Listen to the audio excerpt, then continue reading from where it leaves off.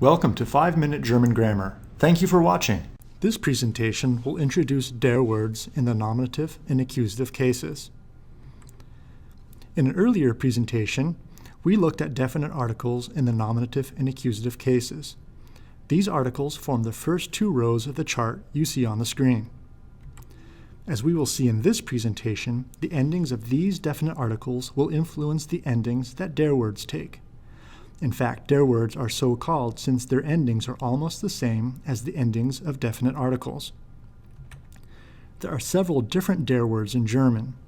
Some of the more frequently used include jed, each, every, solch, such a, such, manch, many a, many, and jen, that, those. Like definite articles, the endings for these der words are determined by the number, gender, and case of the noun they modify. I will give you some examples on how to do this at the end of this presentation. Two der words you will use a lot are dies, this, these, and welch, which.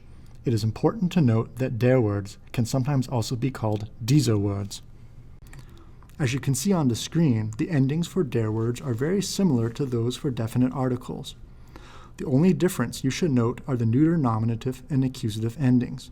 The definite article here ends in as, whereas der words have an es ending. And here's the chart from the prior slide with just dies displayed. Let's walk through a few examples now, starting first with the masculine forms. In the first sentence, ich bin jener Mann, I am that man, it is easy to see that the er ending on jen resembles the masculine definite article in the nominative case. In the sentence right below, ich sehe diesen Mann, I see this man, the en ending on dies looks like the masculine definite article in the accusative case.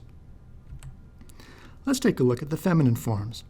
In the first sentence on this slide, ich bin jene Frau, I am that woman, you can see that the e ending on jen resembles the feminine definite article in the nominative case. In the sentence right below, ich sehe diese Frau, I see this woman, the e ending on dies looks like the feminine definite article in the accusative case. Now on to the neuter forms. In the first sentence here, ich bin jedes Mädchen, I am that girl, you can see that the es ending on jen is close to the neuter definite article in the nominative case, but does not fully resemble it.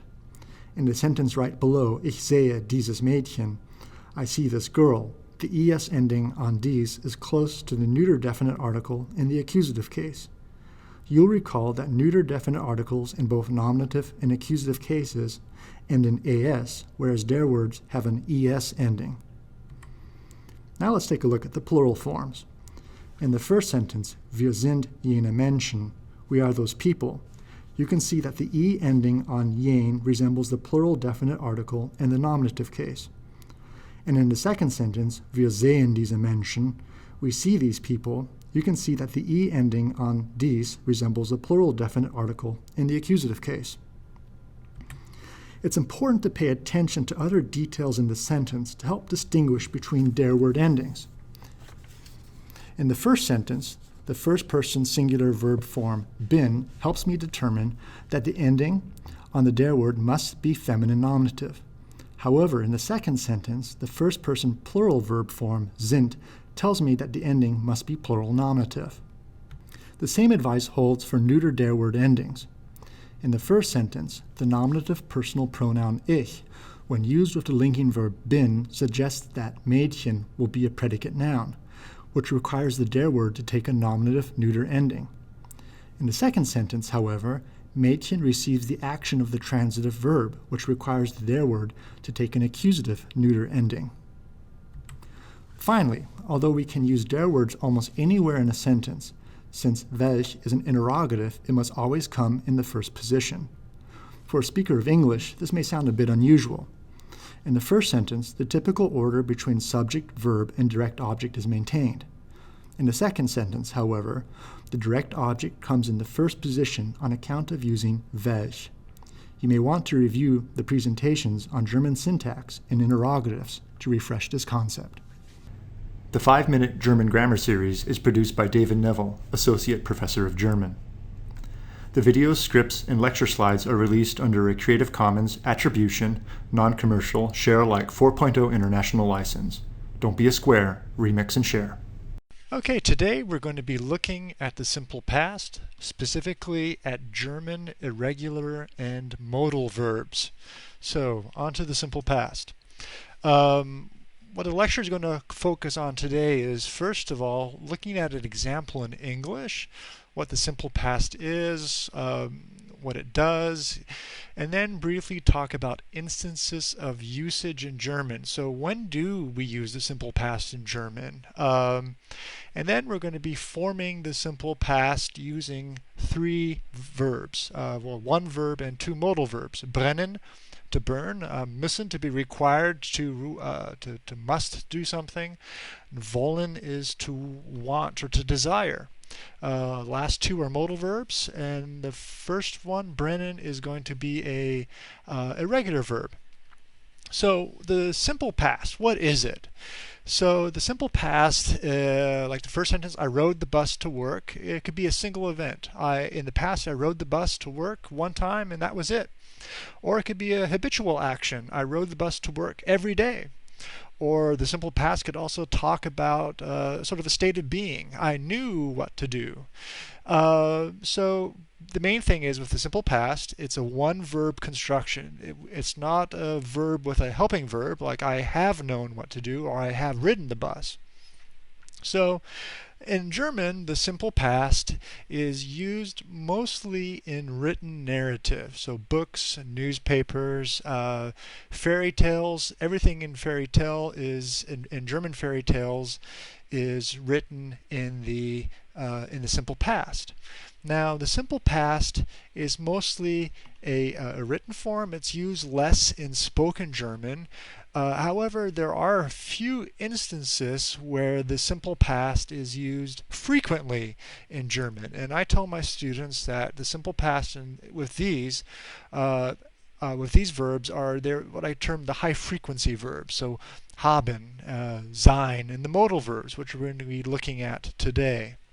So there's basically three ways to form the simple past in German. The video that I created a couple days ago looked specifically at weak verbs, and if you have a question about that, I refer you to the video. What we're going to be looking at today is irregular verbs.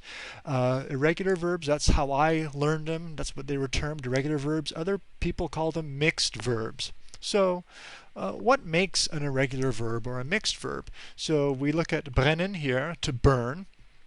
Up on the screen, we have brennen in the infinitive form. We have brennt, third person singular, sie, es, brennt. The simple past, brannte, and the past participle, gebrannt. So these are the four principal parts of a German verb. Now, you'll notice that brennen and brennt, the present tense form, we have an E in the vowel, an E in the stem of the root of the verb. However, in the past, the simple past and the past participle, the E turns into an A. Now, this is something that is typical of strong verbs. So an irregular verb, a mixed verb, has a vowel change from the present to the past, but the past participle, gebrannt, is formed in the same way as a weak verb. So an irregular verb or a weak verb, an irregular verb or a mixed verb has characteristics of both weak verbs and strong verbs in German. So what we're going to do is we're going to focus specifically on the third principal part, the simple past. So we take brannte, and you'll notice that when we take brannte to form the simple past, it already has the simple past marker added. So we saw in the video presentation, we see in the video presentation with weak verbs that we have to add the simple tense, the simple past marker. In irregular verbs, it's already been added, so we don't have to worry about it. So what we do have to do is we have to add some type of ending to the verb based on the conjugation pattern. So du branntest. the conjugation pattern you'll see in the upper right hand corner, the first and third person singular doesn't add an ending. The plurals add endings. The only thing that adds an ending in the singular is the st in the second person. So let's take a closer look at that, of those conjugations there.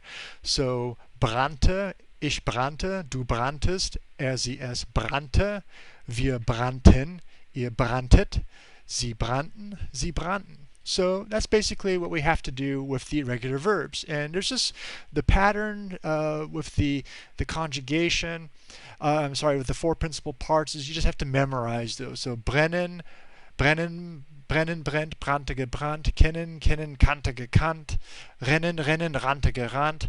So if you memorize those, eventually it'll just sort of flow in and you just add the endings from the conjugation pattern. Now with the modal verbs, and we have müssen, or to do, to be required to be obligated to do something. Again, we have the four principal parts: müssen, muss, musste, gemusst, and we want to focus again, as usual, on the simple past form of the verb müssen. However, you'll notice that when we make the simple past construction, if the verb has an umlaut, like müssen or dürfen or können, that we're going to have to drop the umlaut off. So we get the basic sort of simple past, musste.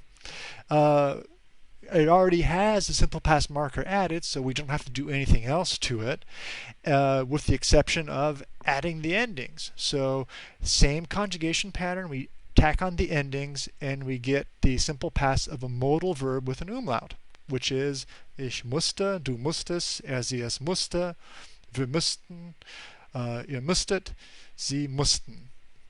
Now, some modal verbs actually don't have an umlaut, and if it doesn't have an umlaut, we still use the simple past form, the third principal part of the verb, but it doesn't have an umlaut to begin with, so there's nothing to take off. So we have wollte, and we simply tack on, well, it already has the simple past marker added to it, and so we simply tack on the endings that are from the conjugation pattern, with the result that we get something that looks very similar to what we've already seen. Ich wollte, du wolltest, sie es wollte, wir wollten, ihr wolltet, sie wollten, sie wollten. So that's basically how to form the simple past with irregular verbs, with modal verbs. The next presentation that I'll be making will be looking specifically at strong verbs and how to form the simple past from them. We're going to be taking a look today at the simple past using German strong verbs. As usual, we will begin our lecture with an example in English before moving over into a very brief discussion of when do we use the simple past in German. And then we're going to dive right into forming the simple past using two strong verbs, fahren, to drive, and stehen, to stand. Both these verbs reveal or show specific ways that we can use the simple past with strong verbs in German. Between our discussion of these two verbs, we're going to briefly highlight the slight differences in the conjugation pattern between weak and irregular verbs and German strong verbs. So, what is the simple past? When do we use it? So, as I've mentioned in other presentations, the simple past is a one-verb construction that talks about events in the past that either happened habitually, so for instance, I rode the bus to work every day, or a single event. I rode the bus to work and that was it. I never went to work again. Or it could also describe a state of being. I knew what to do. The main idea is that it's a one-verb construction. It's not saying I have ridden the bus to work or I have known what to do, both of which require the use of a helping verb, to have, but it uses one verb, rode or knew. So when do we use it? The simple past is used primarily with written narrative. So I've seen it quite frequently in books and newspapers. Grimm's fairy tales, German fairy tales, use the simple past exclusively. The Bible is written in the simple past. It is, however, used less in spoken German. It's used primarily in narrative. Some forms, however, are used rather frequently in spoken German, and these are what I tell my students are the high-frequency verbs, such as have, haben, sein, to be, and the modal verbs. So, there are basically three ways to form the simple past in German. There's weak verbs, irregular verbs, and strong verbs. Today we're going to be looking just at strong verbs, and if you have questions about how to form the simple past to weak or irregular verbs, I refer you to the other videos that are on our YouTube channel. So, with the simple past of strong verbs, we need to know our four principal parts of our verbs. These are found in the back of any German textbook or could be online. And essentially, as you see here on the screen, we have fahren, fährt, fuhr, gefahren. And it's the infinitive, it's the third person singular present tense, the simple past, fuhr, and the past participle, gefahren. So to form the simple past, we are going to focus specifically on the third principal part, the simple past, fuhr. So we take fuhr as the simple past stem, if you will, and notice that unlike the irregular verbs and the weak verbs where we have to add a simple past tense marker, which is simply a TE construction, we don't have that in the strong verbs. So we simply take the simple past stem and run it through the conjugation pattern. Ich fuhr, du fuhrst, sie es fuhr, fuhren, fuhrt, fuhren. So we simply add an ending. So again, zoom in on the simple past of fahren. Ich fuhr, du fuhrst, sie es fuhr, wir fuhren, ihr fuhrt, sie fuhren. Now you'll notice, if you look at the conjugation pattern, that it is slightly different than the irregular and weak conjugation patterns that we have been looking up to this time. Specifically, the difference is going to be in the first person and third person plural, whereas in the weak verb conjugation pattern, we simply add an N in the first and third person plural. In strong verbs, we have to add an EN. So, now, if we have, however, a verb that has a simple past stem ending that ends in a D, a T, or a S. For instance, if we have something like stehen, steht, stand, gestanden, the simple past ends in a D.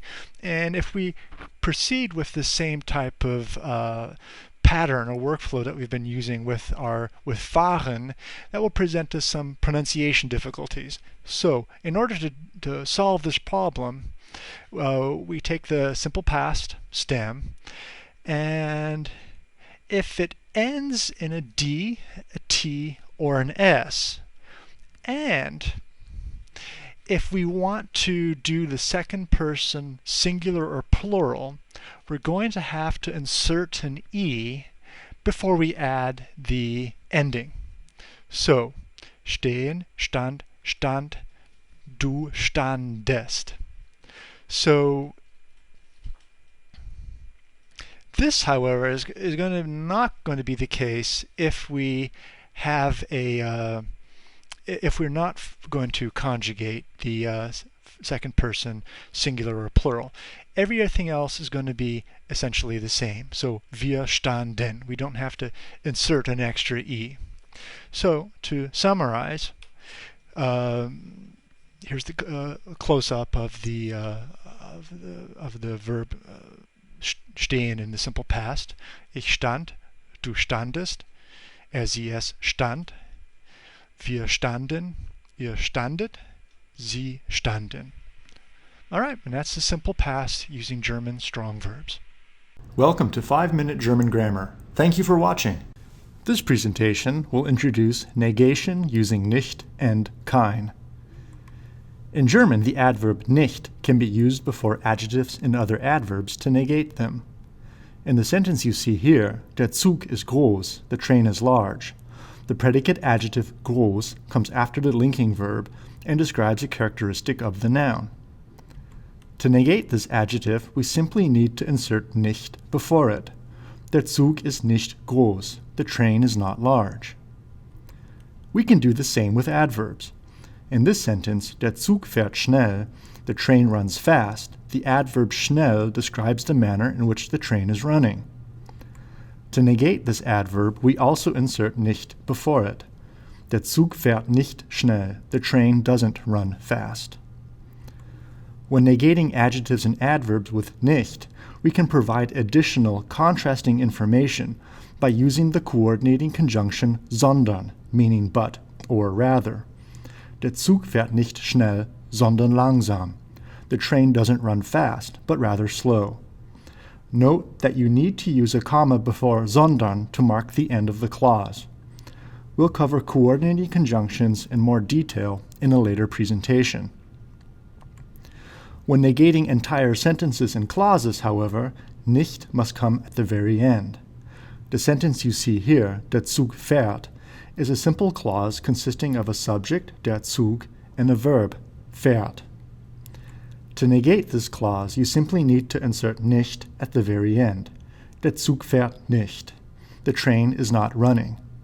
We'll negate a more complex clause at the end of this presentation. We use nicht to negate adjectives, adverbs, and clauses. When negating nouns, however, we must use the negative indefinite article kein. You will notice that the declension pattern for kein is exactly the same as for the indefinite article ein. You may want to quickly review the presentation on indefinite articles before proceeding with this one. Let's take a closer look at how kein functions. In the sentence you see here, ich sehe einen Zug, I see a train, the direct object of the sentence is einen Zug, as it receives the action of the verb sehe. Here the direct object is indicated by the masculine accusative ending on the indefinite article. To negate this sentence, we simply need to change einen into keinen. Ich sehe keinen Zug. I don't see a train, or I don't see any train. Note, however, that we can only negate indefinite nouns in this manner, meaning nouns that are preceded by an indefinite article. Nouns that are preceded by a definite article require the use of nicht at the end of the clause. Ich sehe den Zug nicht. I do not see the train. The 5-Minute German Grammar Series is produced by David Neville, Associate Professor of German. The videos, scripts, and lecture slides are released under a Creative Commons Attribution, Non-Commercial, Share-alike 4.0 International License. Don't be a square, remix and share. Welcome to 5-Minute German Grammar. Thank you for watching. This presentation will examine plural nouns. It's easy to form the plural of a noun in English. One simply adds the plural ending s or es to the noun. The definite article the remains the same. German, unfortunately, is not that easy, as there are several different plural endings. There are, however, some basic rules that can help us. Let's take a look at them now. Plural endings in German can be organized into roughly 5 groups. It is very important to memorize these endings when you memorize the gender of a noun. The first group consists of nouns that do not take a plural ending, although some of them may add an umlaut to the stem vowel of the noun. Most nouns in this group are masculine and neuter nouns ending in chen, lein, l, and n. The noun Garten, garden, adds an umlaut in the plural, Gärten, whereas another noun, Fahrer, driver, does not. You will note that the definite article of all plural nouns is always die. The second group consists of nouns that add e for a plural ending. This group contains a large number of German masculine and neuter nouns having only one syllable. The noun Hemd, shirt, is a good example, Hemde. As you can see, with the noun Stuhl, chair, a few of these nouns also add an umlaut in the plural, Stühle. A few feminine nouns having only one syllable, such as Hand, hand, and Wand, wall, also add an E plural ending and an umlaut, Hände und Wände. The third group consists of nouns that add ER for a plural ending. Most of the nouns in this group are masculine and neuter nouns having one syllable. The noun Kind, child, belongs to this group, Kinder. The noun Bild, picture, also belongs to this group, Bilder. Many one-syllable nouns, such as Buch, book, will add an umlaut in the plural, Bücher. As you can see with Mann, man, a few masculine nouns also add an umlaut in the plural too, Männer. The fourth group consists of nouns that add an N or EN for a plural ending. The nouns in this group are mostly all feminine. If the noun ends in a consonant such as Zeitung, newspaper, then EN is added. However, if the consonant is either L or R, such as Schwester, sister, then only N is added, Schwestern. Nouns ending in a vowel such as Stunde, hour, will also only add an N. However, if the noun ends in a diphthong, AU or EI, such as Frau, woman, then an EN is added, Frauen. All feminine nouns ending in IN, such as Studentin, a woman student, will have the plural ending NEN, Studentinnen. The fifth group consists of nouns that, like English, add a S for a plural ending. Most of these nouns, many of which end in a A or O, are of foreign origin and have been adopted into German. The noun Kamera, camera, is an example, Kameras. The noun Kino, movie theater, is another, Kinos. Finally, it is important to note that words of Latin origin ending in US or UM, such as museum, museum, add en in the plural, Museen. The 5-minute German grammar series is produced by David Neville, Associate Professor of German. The videos, scripts, and lecture slides are released under a Creative Commons Attribution, Non-Commercial, Share-alike 4.0 International License. Don't be a square, remix and share. Welcome to 5-Minute German Grammar. Thank you for watching. This presentation will introduce verbs with stem vowel changes in the present tense. You will recall from an earlier presentation that some irregular and strong verbs have unusual second and third person singular forms in the present tense. One verb we looked at was haben, to have, which retains the consonant letter B throughout most of the present tense conjugation pattern. This letter is dropped, however, in the second and third person singular. You may want to review that presentation before continuing with this one. A common characteristic of many irregular and strong verbs is a stem vowel change in the second and third person singular. The majority of these verbs can be arranged into just a few groups. One group has a stem vowel that changes from E to IE. The other group has a stem vowel that changes from E to I. And another group has a stem vowel that changes from A to A umlaut. The difficult part is knowing whether a verb has a stem vowel change. This simply must be memorized. Let's take a closer look at these groups now. The first group has a stem vowel that changes from E to IE. So although a first-person singular form of sehen would be sehe, as in ich sehe den Mann, I see the man, the second-person singular form would be siehst, as in du siehst den Mann, you see the man. The third-person singular form would be sieht. The second group has a stem vowel that changes from E to I. So although a first-person singular form of essen would be esse, as in ich esse den Apfel, I eat the apple, the second-person singular form would be ist, as in du isst den Apfel, you eat the apple. The third-person singular form would also be ist. The presentation on the present tense of regular verbs explains why these forms are similar. You may want to review that presentation now. The third group has a stem vowel that changes from A to A umlaut. So although a first-person singular form of fahren would be fahre, as in ich fahre das Auto, I drive the car, the second-person singular form would be fährst, as in du fährst das Auto, you drive the car. The third-person singular form would be fährt. There are also a few irregular and strong verbs that do not fit into the groups we just looked at. Again, these simply need to be memorized. Some verbs, for example, have a stem vowel that changes from AU to A umlaut U, as in du läufst schnell, you run fast. Some verbs have a stem vowel change in addition to an unusual conjugation pattern. The verb werden, to become, for example, has a stem vowel that changes from E to I, and unusual verb endings in the second and third person singular. Du wirst Professor. You become a professor.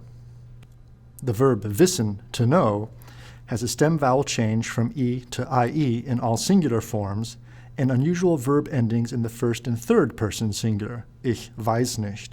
I don't know. Modal verbs also have stem vowel changes and unusual verb endings, but that is a topic for another presentation. The 5-Minute German Grammar Series is produced by David Neville, Associate Professor of German. The videos, scripts, and lecture slides are released under a Creative Commons Attribution, Non-Commercial, Share-alike 4.0 International License. Don't be a square, remix and share. Welcome to 5-Minute German Grammar. Thank you for watching. This presentation will introduce German syntax. The word syntax is derived from the ancient Greek and means arranging together. In linguistics, syntax is the study of how sentence elements are arranged. In English statements, the subject generally comes in the first position. Here the subject is the first-person plural, nominative personal pronoun, we. The verb, here a first-person plural progressive construction, comes in the second position. The progressive construction in English describes an ongoing event and consists of a conjugated form of the verb to be and the present participle of a verb. Additional information is usually presented as prepositional phrases or adverbial modifiers after the verb in a third position. Here the prepositional phrase to Berlin describes the place to where the subject is driving. And here, also in the third position, is the adverbial modifier describing the time when this activity will take place. German has a similar syntax, although we will see toward the end of this presentation that it is more flexible than English. Here the subject is the first-person plural, nominative personal pronoun wir, we. There is no progressive construction in German, so only one verb, the first-person plural form of fahren, to drive, is in the second position. In the third position, we can see heute, today, acting as an adverbial time modifier, as well as the dative prepositional phrase nach Berlin, to Berlin, describing the place to where the subject is driving. In a German sentence, elements in the third position are arranged according to time, manner, and place. This is known as the TMP rule. The first element expressing time, here heute, will always come first. The element expressing manner will come second. Here, to illustrate this point, I have added the dative prepositional phrase mit Uli, with Uli, to the sentence we have been examining. The third element, here the dative prepositional phrase nach Berlin, will express place. German is more flexible than English in that the elements expressing time, manner, and place can be moved to the first position in the sentence in order to emphasize them. It is, for example, common to place the time element in the first position. When this occurs, the other manner and place elements remain in the third position in the regular order. The subject of the sentence, you will note, is moved to immediately after the verb. Less common, although possible, is to place the manner element in the first position. As before, the other time and place elements remain in the third position in the regular order. The subject of the sentence again appears immediately after the verb. It is also possible for the place element to appear in the first position, and, as to be expected, the time and manner elements remain in the third position in the regular order. The subject of the sentence, as is to be expected, again appears immediately after the verb. Yet regardless of what element appears in the first position, the verb can always be found, at least in statements, in the second position. The 5-minute German grammar series is produced by David Neville, Associate Professor of German. The videos, scripts, and lecture slides are released under a Creative Commons Attribution, Non-Commercial, Share-alike 4.0 International License. Don't be a square, remix and share. Welcome to 5-minute German grammar. Thank you for watching. This presentation will introduce accusative personal pronouns. As we have seen in an earlier presentation, a personal pronoun is a word that can substitute for a person or a noun. In this sentence, we have a third-person plural compound noun, Hans and Petra. Since the noun is the direct object of the verb, it is in the accusative case. We can replace this compound noun with a personal pronoun. When doing this, it is important to match the number, case, and, when applicable, gender of the pronoun with those of the noun being replaced. That is to say, in this sentence, the personal pronoun must be third-person plural and also in the accusative case. These are the accusative personal pronouns in English, which are arranged according to person, number, and, in the case of the third-person singular pronouns, also according to gender. You may wish to review the presentation on personal pronouns in the nominative case before continuing with this one. Like English, accusative personal pronouns in German are organized by number, person, and gender. Mich, first person singular, dich, second person singular, ihn, masculine third person singular, sie, feminine third person singular, es, neuter third person singular, uns, first person plural, euch, second person plural, and sie, third person plural. The formal personal pronouns, both singular and plural, is sie, which has a capitalized first letter. The accusative personal pronouns in German are similar to the nominative pronouns, with the exception of the pronouns you see here in red. These are first and second person singular and plural pronouns, as well as the masculine third person singular pronoun. You'll recall that the masculine definite article der is the only one that changes as it moves from nominative to accusative, so it makes sense that masculine personal pronouns follow the same pattern. Let's see how some of these accusative personal pronouns function in a sentence. In the two sentences you see here, siehst du mich? Ja, ich sehe dich. Do you see me? Yes, I see you. Both pronouns are the direct objects of the verb sehen, which requires them to be in the accusative case. For contrast, the subjects of each sentence, which are underlined, are in the nominative case.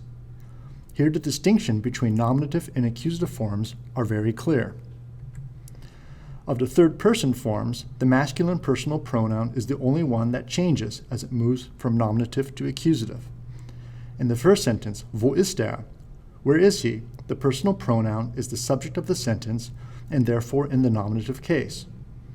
In the second sentence, the pronoun is the direct object of the verb sehen, which puts it into the accusative case.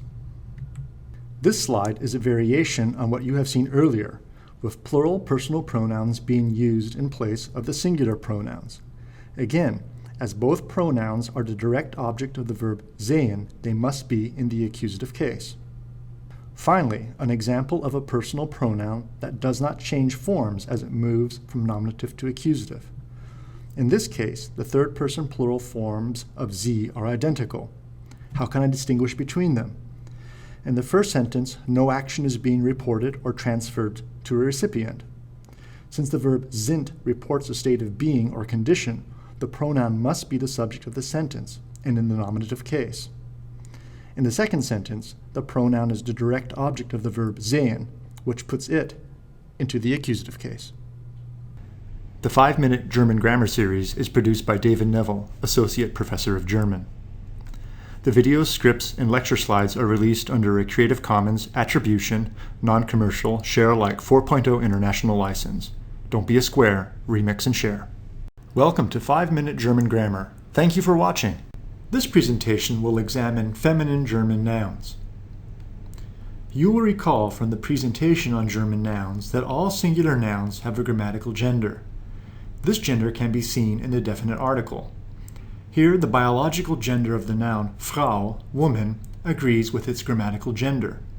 The definite article die shows that this is a feminine singular noun. When learning German, it is important to memorize the definite article with the noun. The German noun Tür, door, has a feminine grammatical gender, so its definite article is die. Here the grammatical gender does not indicate any biological gender of the noun. There is nothing particularly female about a door. Although the grammatical gender of German nouns is sometimes difficult to determine, there are some rules that can help you. There's a lot of rules governing feminine nouns, so let's take a look at them now. As we have seen, nouns designating female beings are feminine. As we discussed in an earlier presentation, nouns describing professions are masculine. We can make these nouns feminine by adding an -in suffix to the noun, such as Architekten, woman architect. Some of these nouns also require the addition of an umlaut over the noun vowel, such as Ärztin, woman doctor.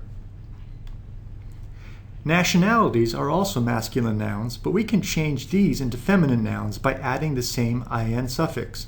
Amerikanerin, American woman, is a feminine noun. Masculine nouns ending in -ner can also be made feminine by adding the -in suffix. Rentnerin, woman pensioner, is a feminine noun.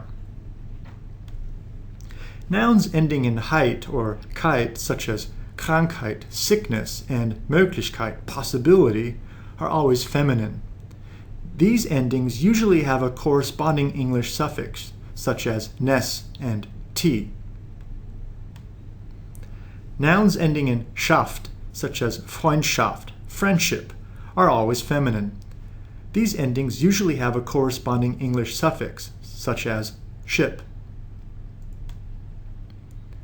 Nouns ending in tät, such as Universität, university, are always feminine.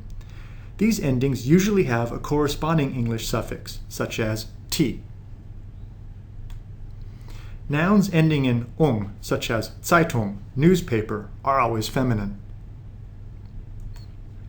Nouns ending in ei and ie, such as Bücherei, library, and Biologie, biology, are always feminine. Nouns ending in ans and ens, such as Bilanz, balance, a financial term, and Konferenz, conference, are always feminine. Nouns ending in ion, such as Situation, situation, are always feminine. Nouns ending in ur and ik, such as Kultur, culture, and Musik, music, are always feminine. There are several other endings that indicate a feminine noun, but I won't cover these in this presentation as they do not occur frequently. Finally, there are quite a few feminine nouns that end in e, such as Sprache, language. It is generally safe to consider these feminine, but you need to be careful, as a few masculine and neuter nouns also have the same ending.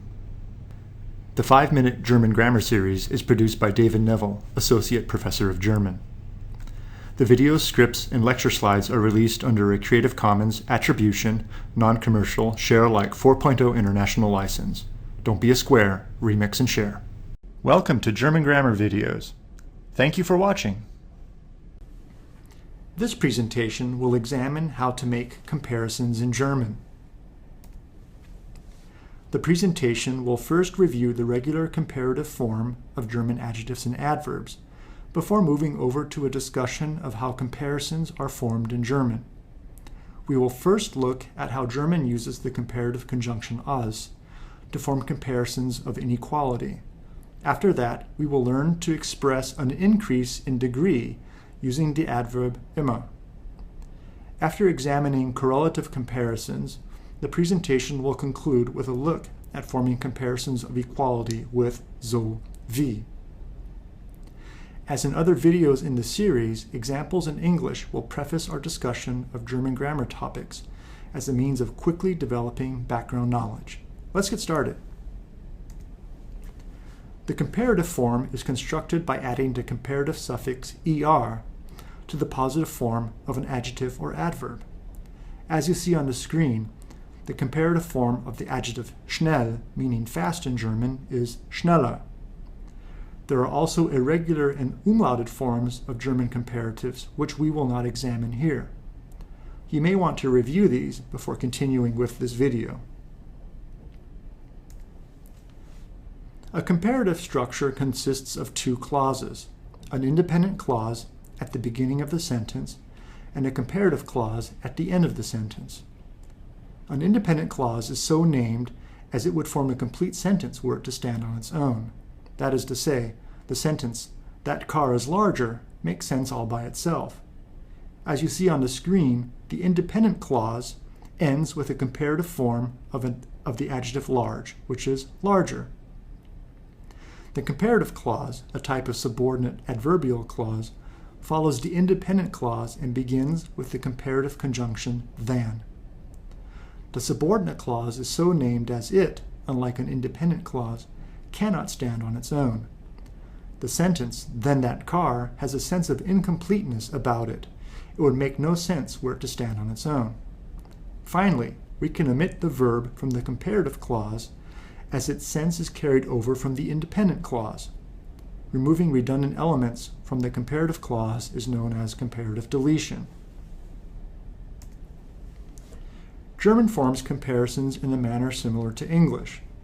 The sentence you see on the screen, "Dieses Auto ist größer als das Auto," is a translation of the English sentence in the prior slide. In this sentence, the noun phrase "dieses Auto" in the independent clause is being compared to the noun phrase "das Auto" in the comparative clause.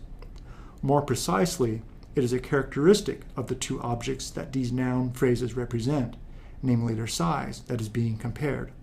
Größer, which is the comparative form of the adjective groß, is used to make this comparison. In German, the comparative conjunction als serves the same function as the English than. You will note that the verb is deleted in the comparative clause as it is redundant. In addition to comparing the characteristics of nouns, comparisons of inequality can be used to illustrate differences between the activity of these nouns. In the sentence you see on the screen, "Das Auto fährt schneller als läuft," the car drives faster than he runs, the focus of the comparison is not on the nouns themselves, but rather the manner in which they move. More precisely, it is the speed of this movement that is being compared. We need, therefore, a comparative adverb, schneller, to distinguish between the car driving, das Auto fährt, and the person running, läuft. As these two activities are different, the verb in the comparative clause cannot be removed through comparative deletion. Were the activity in both clauses identical, we would be able to delete the second verb. When expressing an increase in degree over time, English sometimes uses two identical comparatives in parallel, joined by the conjunction and. The sentence you see on the screen, for example, could be used to express gradual improvement in your understanding of German grammar over time. It, that is my understanding of German grammar, is getting better and better. German relies on a different syntax to express an increase in degree over time. As you see on the screen, German uses only one comparative adjective or adverb, preceded by the adverb immer. The sentence here is a translation of the English sentence in the prior slide and could, for example, be used to express the fact that your German is improving. Mein Deutsch, wird immer besser. Finally, correlative comparative constructions consist of two parallel comparative clauses, each one containing at least an adverbial the and a comparative adjective or adverb. These clauses can be further modified with additional noun and verb phrases. The correlative comparative expresses a proportional dependence between the notions expressed in the two clauses. The sentence you see on the screen signifies a relationship between increased quantity and quality and could, for example, be used to express the relationship between increased studying and improved grades. The more I study, the better my grades are. German also employs a similar correlative comparative construction, consisting of two parallel comparative clauses. which also express a proportional dependence between the notions expressed in the clauses. But whereas English uses the adverbial the in the comparative form of an adjective or adverb, German relies on the paired correlative conjunctions, je, desto, to do the same. German can also use the paired constructions je umso to express the same proportional relationship. The sentences you see on the screen, for example, could also be used to express a relationship between studying and grades. Je mehr ich lerne, desto besser sind meine Noten. Now that we have looked at comparisons of inequality, increasing degree, and correlative comparisons, let's conclude this presentation with a look at comparisons of equality. Whereas comparisons of inequality drew comparisons between two dissimilar objects, comparisons of equality are used to compare things that are of similar or nearly the same proportion. The sentence you see on the screen, for example, compares two different men. However, both men have the same height. In this structure, the first as functions as an adverb, modifying the following adjective in the positive form. The second as functions as a conjunction, introducing the comparative clause. You will also note that the verb in this clause can be omitted through comparative deletion. German forms comparisons of inequality in a similar manner. The sentence you see on the screen is a translation of the English sentence in the previous slide. In this sentence, the noun phrase dieser Mann is being compared to the noun phrase der Mann. More precisely, it is a characteristic of the two objects that the nouns represent, namely their height, that is being compared. The construction so wie consists of the adverb so and the comparative conjunction wie, which introduces the comparative clause. You will note that, as in English, the positive form of the adjective groß appears in the same position between so and wie. You will also note that the verb can be omitted in the comparative clause. We can also compare similarities between activity. In the sentence you see on the screen, läuft so schnell wie das Auto fährt, or he runs as fast as the car drives. It is not the nouns that are being compared, but rather the speed with which they move. We can still use the same so wie construction as in the prior slide, but in this case, an adverb in the positive form, schnell, is inserted after the adverb so and before the conjunction wie, which introduces the comparative clause.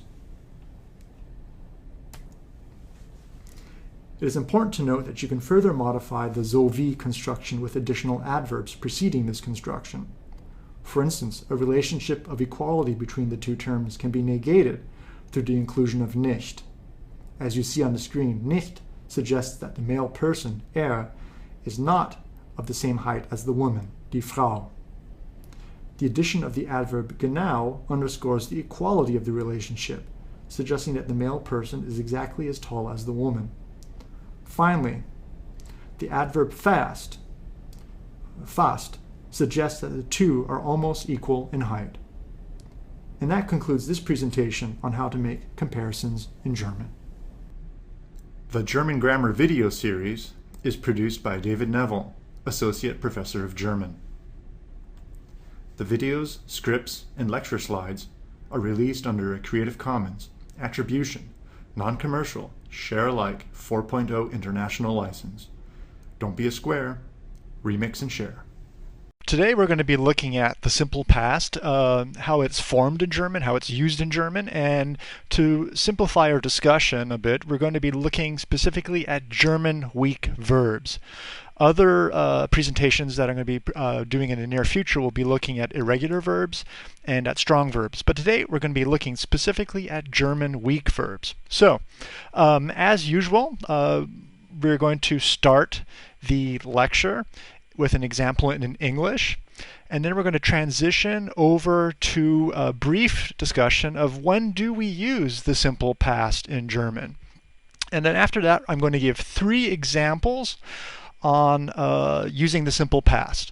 machen, to make, arbeiten, to work, and haben, to have. Each one sort of gives an example of sort of rules that we could use with other weak verbs in German. So, looking first at English, what is the simple past? So, simple past, the first sentence, I rode the bus to work, it reports sort of a habitual action. I rode the bus to work every day. Or it could be a single event in the past. I rode the bus to work, and then I did something else. Or it could be a state of being. I knew what to do. In each case, it's a simple past. It's one verb. It's not a construction with a helper verb. I have ridden the bus to work, or I have known what to do. So that's essentially the simple past in a nutshell in English.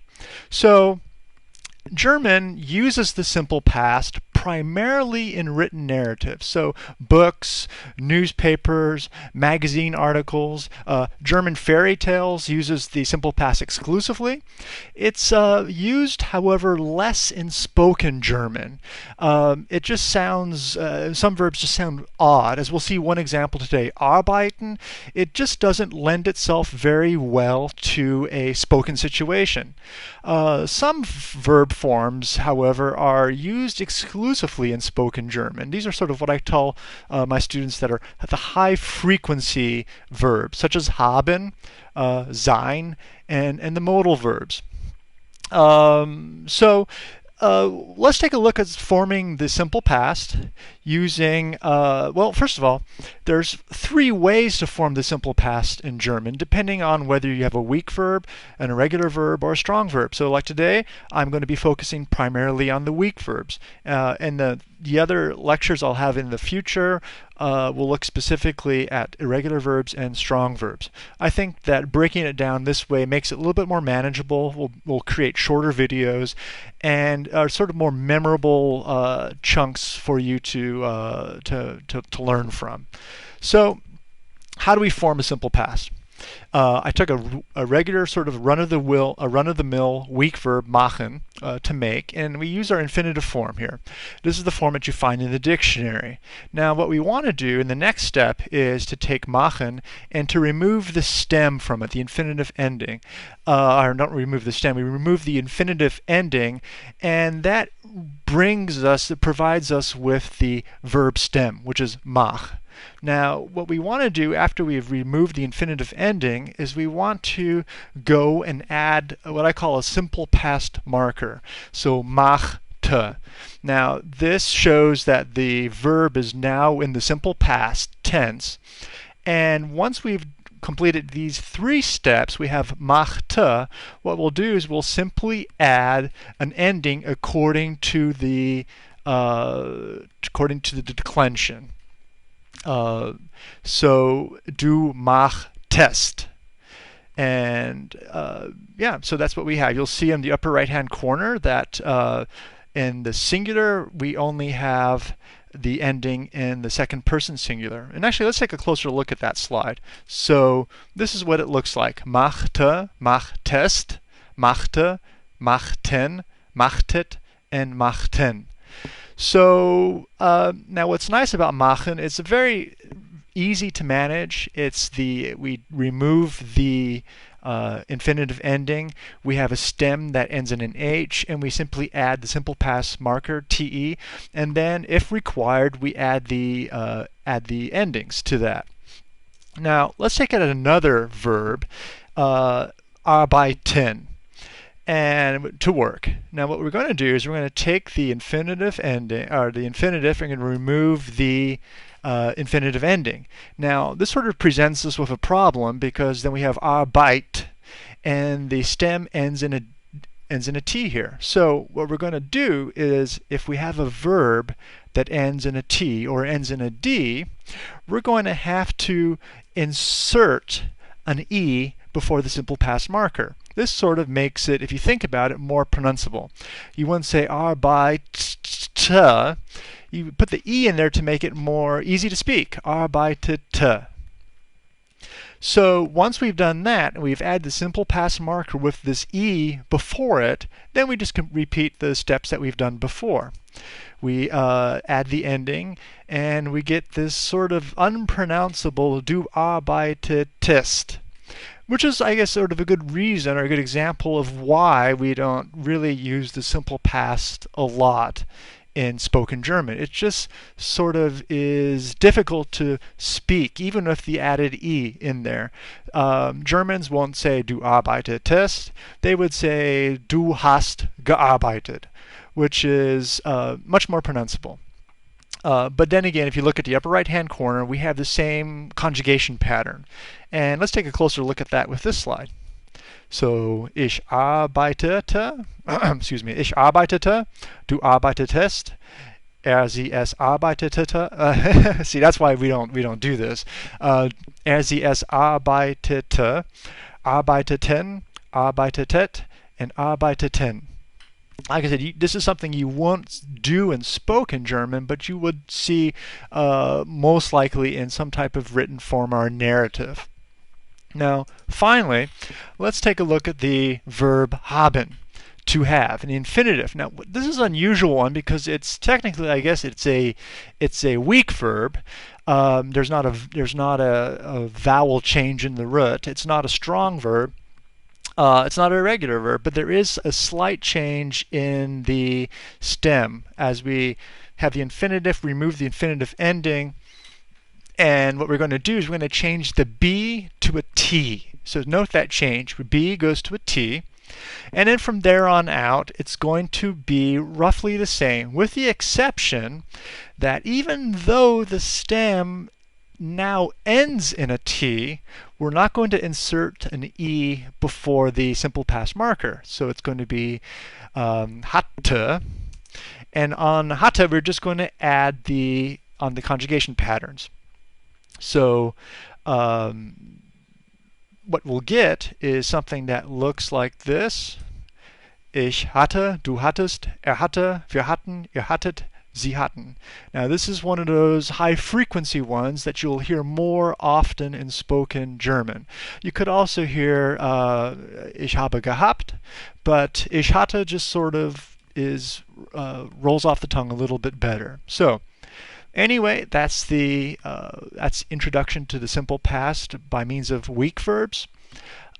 Future video presentations will look at strong verbs and at irregular verbs as well.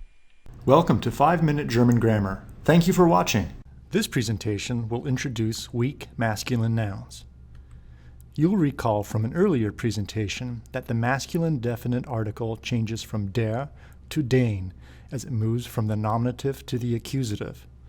Certain masculine nouns also change as they move from the nominative to the accusative. These are called weak masculine nouns.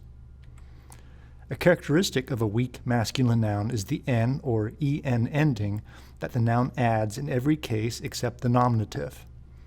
In the sentence you see on the screen, das ist der Junge, that is the boy, the noun der Junge is in the nominative case, since the third-person singular verb ist shows no action.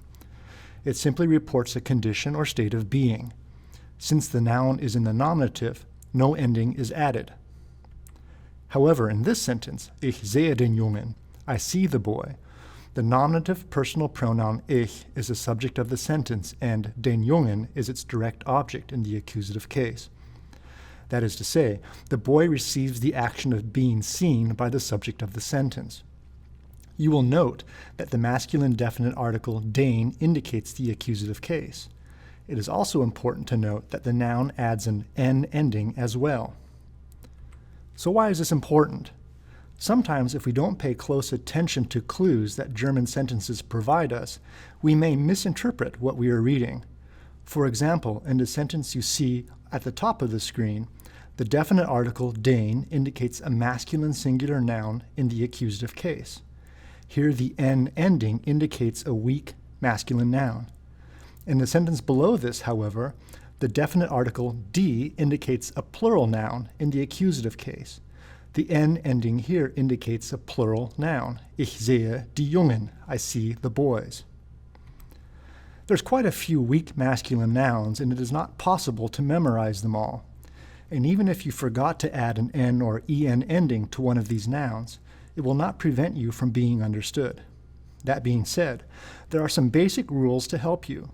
First, some nouns indicating male beings, such as der Nachbar, the neighbor, and der Kunde, the customer, may be weak masculine nouns. Second, masculine nouns indicating nationality or religious affiliation, such as der Russe, the Russian, and der Protestant, the Protestant, may be weak masculine nouns. Finally, masculine nouns with certain Latin and Greek endings may be weak masculine nouns. These endings include ANT, ARCH, AST, EGE, ENT, IST, OGE, OM, OPH, and OT. According to this rule, the nouns der Polizist, police officer, and der Student, the student, are weak masculine nouns. The 5-minute German grammar series is produced by David Neville, Associate Professor of German. The videos, scripts, and lecture slides are released under a Creative Commons Attribution, Non-Commercial, Share Alike 4.0 International License. Don't be a square, remix and share.